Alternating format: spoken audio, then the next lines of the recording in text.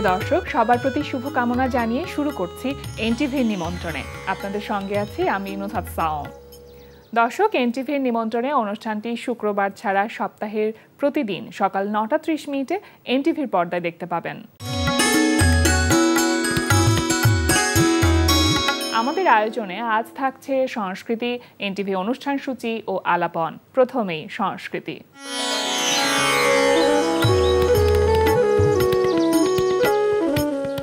Dhanmondi alias প্রসেসের লা গ্যালারিতে অনুষ্ঠিত হচ্ছে আলোকচিত্রী আবির আব্দুল্লাহর একক আলোকচিত্র প্রদর্শনী ট্রাভেলিং রেইন। প্রদর্শনী চলবে 23 আগস্ট পর্যন্ত।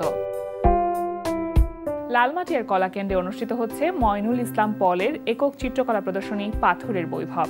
প্রতিদিন বিকেল 4টা থেকে রাত 8টা এই সময়ে প্রদর্শনী চলবে 18 আগস্ট পর্যন্ত। এবার এনটিভি অনুষ্ঠান সূচি। এবার জানিয়ে দিচ্ছি এনটিভির আজ রাতের বিশেষ বিশেষ অনুষ্ঠানগুলির সময়সূচি। সন্ধ্যা 6:15 থাকছে সমসাময়িক বিষয় নিয়ে অনুষ্ঠান সংলাপ প্রতিদিন।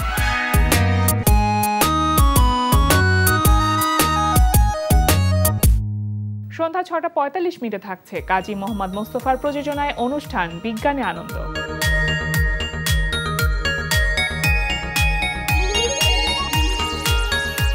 রাত 11:30 সরাসরি সম্প্রচার হবে মোহাম্মদ নুরুজ্জামানের প্রযোজনায় সঙ্গীতানুষ্ঠান মিউজিক নাইট। এই ছিল এনটিভির আজ রাতের বিশেষ বিশেষ অনুষ্ঠানগুলির সময়সূচি। এবার দুপুরের অতিথি। প্রিয় দর্শক, আমাদের আলাপনের আজকের অতিথি সঙ্গীত শিল্পী অয়ন চাকলাদার। শুভ সকাল। শুভ সকাল। কেমন আছেন অয়ন ভাই? আলহামদুলিল্লাহ ভালো আছি, আপনি কেমন আছেন? আমি খুব ভালো আছি। অনেকদিন পর আপনার সাথে দেখা হলো, গল্প তো হবেই আর গান তো শুনবই। একটু জানতে চাই যে গানের সাথে এখন সময়টা কেমন যাচ্ছে, যেহেতু গানের মানুষ সবসময় গানের সাথে থাকেন। গান নিয়ে সবসময় থাকা হয়, গান গাইছি, গান সুর করছি, মিউজিক করছি। রিসেন্টলি একটা নাটকের জন্য গানের ব্যাকগ্রাউন্ড মিউজিক করলাম এবং সেখানে একটা গানও গেয়েছি আমি। আমার সাথে গানটা গেয়েছেন অবন্তী সিথি, গানটা লিখেছেন তারেক আনন্দ ভাই।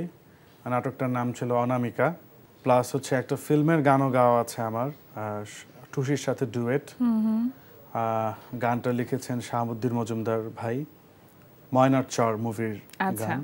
এখন তো রিলিজ হয়নি, রিলিজ হয়নি এখনো, এটা রাইট। তো এটার অপেক্ষায় আছি। আর হচ্ছে এছাড়া ইউটিউবের জন্য যে মিউজিক ভিডিওস বা অন্যান্য যে কাজ, অন্য আর্টিস্টদের জন্য গান, এগুলো করছি। আচ্ছা, আপনি বলছেন নাটকের ব্যাকগ্রাউন্ড মিউজিকে কাজ করা হচ্ছে। আপনি সাধারণত নাটকের ব্যাকগ্রাউন্ড মিউজিকের কাজ খুবই কম করেন, এটার পেছনে কোনো কারণ আছে কি? নাটকের ব্যাকগ্রাউন্ড মিউজিক আসলে এটা অনেক পরিশ্রমের একটা কাজ এবং অনেক মনোযোগ লাগে। আর সবচেয়ে বড় কারণ হচ্ছে নাটকের ব্যাকগ্রাউন্ড মিউজিক আমি যাই করে দিই না কেন, প্রচুর কারেকশনস আসে এবং এই কারেকশনগুলো করতেও অনেক সময় লেগে যায়। হ্যাঁ, অনেক ধৈর্য লাগে। তো দেখা যায় এবং সেই তুলনায় পেমেন্টটা সেরকম থাকে না। তো এর চেয়ে দেখা যায় গান করলে আমার সব দিক দিয়ে সুবিধা হয় এবং গানে এত কারেকশনও আসে না। কমফোর্ট জোন কাজ করে জন্য আমি গান করতে বেশি স্বাচ্ছন্দ্য বোধ করি। নাটকের গানে আপনি অবন্তী সিথির সাথে কাজ করেছেন, এর আগেও তো কাজ করা হয়েছে। কেমন লাগে অবন্তী সিথির সাথে কাজ করতে? অবন্তী সিথির সাথে এটা আমার সেকেন্ড কাজ ছিল, যদিও এটা রেকর্ডিং আগেই হয়ে গিয়েছিল, রিলিজ হয়েছে এখন এসে। তো অবন্তী সিথি একজন খুবই অসামান্য আর্টিস্ট আমাদের ইন্ডাস্ট্রির, এই সময়ের বেশ প্রমিনেন্ট আর্টিস্ট একজন। এই সময় যদি আমি মোটামুটি 4-5 জনের নাম চিন্তা করি তাহলে তার নামটাও চলে আসে। তো সে অবশ্যই খুব ভালো আর্টিস্ট, সে অনেকগুলো ট্যালেন্ট হান্ট শোতে ছিলেন। আচ্ছা, তো আমার তার সাথে কাজের অভিজ্ঞতা সবসময় খুব ভালো। নাটকের কাজের কথা তো শুনলাম, চলচ্চিত্রের জন্য যখন কাজ করা হয় এই যে একটা অপেক্ষা, এটা তো একটু টেনশন দেয় কিনা যে মুভি রিলিজ হবে কি হবে না? কারণ অনেক মুভি এরকম হয় যে কাজ করা হলো কিন্তু রিলিজ হয় না, এই টেনশনটা থাকে কিনা? এই মুভিটার অলরেডি আমার গানটার শুটিং এর কিছু ভিডিও ইউটিউবে আমি দেখেছি লিক হয়ে গেছে। আচ্ছা, তো যেহেতু শুটিং হয়েছে আশা রাখছি যে রিলিজ হবে। গানটাতে মনে হয় ইমন ভাই আছে নায়ক হিসেবে। তো রিলিজের অপেক্ষায় আছি, দেখি হয়তো একটু দেরিতে হলেও হবে রিলিজটা। আর গানটা একটু দেখা যাচ্ছে একটু ট্র্যাডিশনাল স্টাইলের গান, একটু ফোক ফ্লেভার আছে, মানে খুব একটা আধুনিক ঘরানার গান কিন্তু নয়।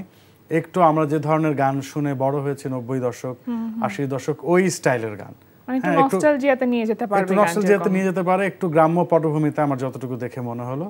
তো আমার কাছে মনে হচ্ছে যে একটু ওই ধরনের, নামটাই তো ময়নার চর, সুতরাং সেই জায়গাতে আমরা আমাদের ওই রুটের সাথে আমরা কানেক্ট করতে পারবো। একটা বিষয় আছে। এই যে যেমনটি বলছিলেন যে কিছুটা ফোক ধাঁচের গান, মানে আপনি তো সব ধরনের গানই সাধারণত গেয়ে থাকেন, আর যখন একজন স্টেজে পারফর্মার হিসেবে আপনি আসেন তখন তো রিকোয়েস্টের গানও থাকে অনেক, তো আসলে নিজের কমফোর্টের জায়গাটা কোনটা?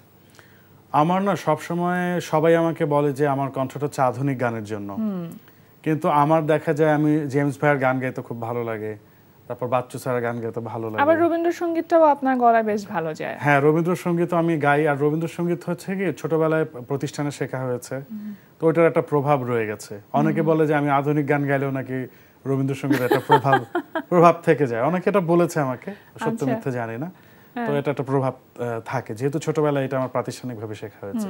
কখনো কোনো গানের কাজ করেছেন যেটা মনে হচ্ছে যে না এই গানটা খুব একটা চলবে না, শ্রোতা দর্শক তেমন ভাবে গ্রহণ করবে না, কিন্তু আসলে ওই গানটি খুব হিট করেছে? এটা আমার যে প্রথম আমি যে গানটা করেছিলাম, গানটা গিয়েছিল ইলিয়াস হোসেন এবং অরিন, গানটার নাম ছিল না বলা কথা। আচ্ছা, কত সালের? এটা 2012। আচ্ছা। তো এই গানটা আমি যখন রেকর্ডিং করি, দুইজন আর্টিস্টের ভয়েস রেকর্ডিং এর পর আমি আসলে অতটা স্যাটিসফাইড ছিলাম না, মানে আমার আর্টিস্টদের থেকে এক্সপেকটেশন আর একটু বেশি ছিল, কিন্তু গানটা রিলিজের পরে অনেক সাড়া ফেলেছিল এবং গানটা এখনো অনেক মানে আপনি যদি ইউটিউবে গানটা এখনো সার্চ দেন দেখেন, আপনি মানে ধরেন যে 5 মিনিট আগের একটা কমেন্ট পাবেন বা 2 মিনিট আগের একটা কমেন্ট পাবেন, এখনো মানুষ শুনছে গানটা। তো এরকম হয়েছিল যে আমার মনে হয়েছিল যে গানটা হয়তো যেই রকম আশা করছিলাম ওরকম রেসপন্স পাবে না, কিন্তু গানটা রেসপন্স পেয়ে গিয়েছিল। আচ্ছা, অন ভাই ক্যারিয়ারে তো একটা লম্বা সময় গেল, তো এর মধ্যে কখনো একটা সময় এরকম এখন এসে মনে হয় কিনা যে কোনো একটা স্টেজে এমন কোনো স্টেপ নেওয়া যেত যেটা হলে হয়তো আজকে আপনার মিউজিক ইন্ডাস্ট্রিতে অবস্থানটা আরো অনেক বেশি পাকাপোক্ত বা মজবুত হতো? আমি একটু দুষ্টু ছিলাম ছোটবেলা থেকে, যেটা হচ্ছে ক্যারিয়ার যখন শুরু হয় আমার 2011 থেকে ক্যারিয়ার, তো আমি খুব দেখা যেত যে ইন্ডাস্ট্রির অনেকের সাথে ঝগড়া বিবাদে লেগে যেতাম আর কি, সেটা হয়তো ফেসবুক পোস্ট থেকে হতো, প্রতিবাদী অয়ন, প্রতিবাদী অয়ন এবং খোঁচা দেওয়া অয়ন, অনেক খোঁচা টোচা দিয়ে একে ওকে পোস্ট করতাম। তো যে জিনিসগুলো আমার মনে হয়, কারণ ওই সময় বয়সটা কম ছিল আর মনে হতো যে আমি মিউজিকের সব জানি। তো এখন যত বয়স হচ্ছে মনে হয় যে মিউজিকের কিছুই জানি না, মিউজিক একটা মহাসমুদ্র। হ্যাঁ, আমার যত অভিজ্ঞতা হয়েছে আমি ততটাই বিনয়ী হয়েছি। আমার মনে হয় যে আমি এখন আগের তুলনায় অনেকটা বিনয়ী। তো আমি যদি ক্যারিয়ারের শুরু থেকে আরেকটু বিনয়ী থাকতাম, আমার মনে হয় যে আমি হয়তো আরেকটু বেটার পজিশনে থাকতাম। নিঃসন্দেহে পরিশ্রম তো আপনি অনেক করেন বা সেই সাধনার জায়গাটাও আছে, কিন্তু পরিশ্রম অনুযায়ী কখনো প্রাপ্তির জায়গাটা আসেনি, এটা ভেবে কখনো ফ্রাস্ট্রেশন কাজ করেছে কিনা? আমি কখনো প্রাপ্তির জায়গা আসেনি এটা না ভেবে আমি সবসময় ভাবি যে কি এসেছে। আমি দেখেছি যে আমার থেকেও অনেক ভালো মিউজিক করে কিংবা অনেক ভালো গান গায়, আমি এরকম মানুষ চিনি যে আমার যতটুকু অর্জন আছে, যেমন আমার একটা সিনেমার গান হিট আছে, তো দেখা গেছে যে তারাও হয়তো অনেক চেষ্টা করছে কিন্তু তাদের কোনো গান হিট হয়নি। তো আমি সবসময় না দেখি যে আমার পজিটিভ কোনটা, কোনগুলো আমি পেয়েছি যেটা অনেকেই হয়তো পায়নি, অনেকের জন্য স্বপ্ন। মানে অর্জনের দিকে তাকালে তখন আরো দুঃখ কষ্ট বা খারাপ লাগাটা কাজ করে না। হ্যাঁ, হয়তো আরো অনেক কিছু হতে পারতো যেটা আমার হয়নি। তো আমি সব সময় পজিটিভটা দেখি, যে ওই যে বলে না যে আধাটা গ্লাস পানি থাকলে পজিটিভ মানুষ দেখে যে এখানে আধা গ্লাস পানি আছে, আর নেগেটিভ মানুষ দেখে যে এখানে আধা গ্লাস পানি নেই। তো আমি ওই যে আধা গ্লাস পানি আছে, ওই আছেটা নিয়েই সন্তুষ্ট। চলো নিরালাই যেই মুভির চলচ্চিত্রের মানে প্লেব্যাকের কথা বলছিলেন, এটা তো তুমুল জনপ্রিয় হয়েছে এই গানটি। নিজের কাছে নিজের প্রত্যাশা বেড়ে যাবার একটা চাপ কিন্তু থাকে সবসময় কাজ করবার ক্ষেত্রে, যেহেতু এই গানটি এত বেশি জনপ্রিয় হয়েছিল, এখন এটাকে যদি একটা স্ট্যান্ডার্ড হিসেবে ফিক্সড করি তাহলে এর থেকে বেটার কাজ নিজের কাছে প্রত্যাশাটা বেড়ে যায়। সেটা কখনো চাপ তৈরি করে কিনা গান তৈরি করবার সময়? গান তৈরির সময় কিছুটা তো চাপ তৈরি করে, বলতে স্ট্যান্ডার্ড যাতে ঠিক থাকে। অবশ্য আমি স্ট্যান্ডার্ড নিয়ে এই গান আসার আগেও আমি সবসময় খুবই সতর্ক ছিলাম যে সবসময় ভালো মানের কাজ করার। আরেকটা বিষয় কি, মার্কেটিং একটা হিউজ রোল প্লে করে। কারণ হচ্ছে যে ধরুন একই গান, যে গানটা একটা সাধারণ নাটক কিংবা একটা সাধারণ মিউজিক ভিডিও হলে সেই পরিমাণ প্রচার পায় না, একটা বড় স্টার কাস্ট থাকলে, যে একটা বড় মুভিতে গেলে দেখা যায় যে সেটা খুব সহজেই একটা মানুষের কানে পৌঁছে যায়। প্রচারণাটা সবথেকে বড়। এখন এই মুহূর্তে দেখা যাচ্ছে গানের মানের থেকেও প্রচারণাটা অনেক বড় একটা মুখ্য ভূমিকা পালন করে। এই নিয়ে আসলে আমরা অনেক বেশি সন্তুষ্ট, আমাদের লাইফস্টাইলের মধ্যে চলে এসেছে, কিন্তু মিউজিক ইন্ডাস্ট্রিতে যারা মিউজিক তৈরি করছে তাদের জন্য হয়তো সামনের দিনগুলোতে খুব একটা ক্ষতিকর একটা বিষয় হতে পারে বলে মনে করছি আমরা, সেই জায়গাটা কিভাবে দেখেন? এআই নিয়ে বলবো যে নাটকে দেখলাম যে এআই দিয়ে মানে দেখা যাচ্ছে যে পুরো গানটাই এআই তৈরি করাও এআই এবং ভয়েসটাও এআই। বেশ কয়েকটা নাটকে আমি রিসেন্ট এটা খেয়াল করেছি। তো এটা একদিক দিয়ে অ্যালার্মিং, কারণ হচ্ছে যে এখন দেখা যাচ্ছে একটা আর্টিস্টকে দিয়ে গান গাওয়াতে বা একটা মিউজিক ভিডিও করতে, এটা হ্যাঁ এটা রিয়েল মিউজিশিয়ান মিউজিক করবে, সেটা অনেক খরচ সাপেক্ষ, বিগ বাজেটের ব্যাপার। তো দেখা যাচ্ছে তার অনেক মানে ফ্র্যাকশন অফ বাজেটে দেখা যাচ্ছে যে হয়তো একটা এআই দিয়ে আমি গান করে ফেললাম, এবং কপিরাইটও নিয়ে নেওয়া যায় একটা খরচ করে। এছাড়া আপনি দেখেছেন কিনা জানি না, রিসেন্ট অনেক আপনার ইউটিউবে যে আপনার বিজ্ঞাপনগুলো আসে, বিজ্ঞাপনগুলো দেখবেন যে এআই ক্রিয়েটেড বিজ্ঞাপন। টেলিভিশনে এখন আমি সেভাবে দেখিনি, কিন্তু ইউটিউবে বা আপনার ওভিসি যেটাকে বলে অনলাইন যে বিজ্ঞাপনগুলো, সেগুলো কিন্তু এআই দিয়ে অলরেডি তৈরি হচ্ছে। এবং হঠাৎ করে আপনার দেখলে মনে হয় যে এগুলো রিয়েল মানুষ, আসলে এগুলো রিয়েল মানুষ না, এগুলো মানে এআই জেনারেটেড ক্যারেক্টার। এটা দিয়ে এখন দেখা যাচ্ছে বিজ্ঞাপন হচ্ছে। সামনে হয়তো বিজ্ঞাপনের জন্য আর কোনো অভিনেতা অভিনেত্রী লাগবে না। তো সেক্ষেত্রে কি ফিউচারে যে আনসার্টেনিটি, এটা আপনাকে ভাবায়?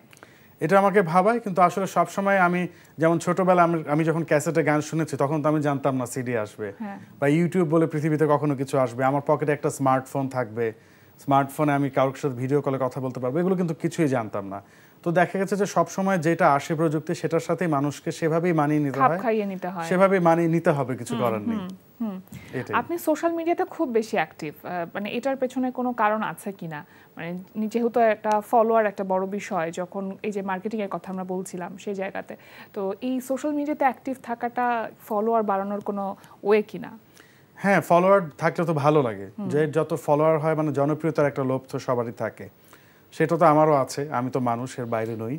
তো এছাড়া সবচেয়ে যেটা ভালো লাগে সোশ্যাল মিডিয়া, যে ধরুন এই মুহূর্তে আমি একটা কিছু অনুভব করছি, একটা ফিল করছি, এবং আমার মন চাচ্ছে যে এই বিষয়টা আমি সবার সাথে শেয়ার করব, কিংবা সবাইকে জানিয়ে দেব।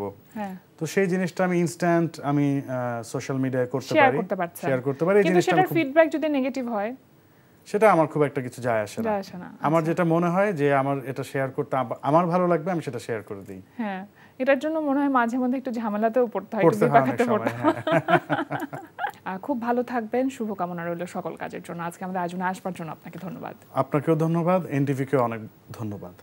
প্রিয় দর্শক, আমরা চলে এসেছি অনুষ্ঠানের শেষ প্রান্তে। অনুষ্ঠান সম্পর্কে আপনার মতামত জানাতে মেল করুন এনটিভির নিমন্ত্রণে @ntvbd.com। বিশ্বের যে কোনো প্রান্ত থেকে যে কোনো সময় এনটিভি নিমন্ত্রণে দেখতে ভিজিট করুন আমাদের পূর্ণাঙ্গ ওয়েব পোর্টাল www.ntvbd.com। এছাড়া এনটিভির সব জনপ্রিয় অনুষ্ঠান ও খবরের আপডেট পেতে ভিজিট করুন আমাদের ইউটিউব চ্যানেল ও ভেরিফাইড ফেসবুক পেজে। সবার মঙ্গল কামনায় আজকের মতো এখানেই শেষ করছি। সবাই ভালো থাকুন, সুস্থ থাকুন, সুন্দর হোক আপনার প্রতিটি মুহূর্ত।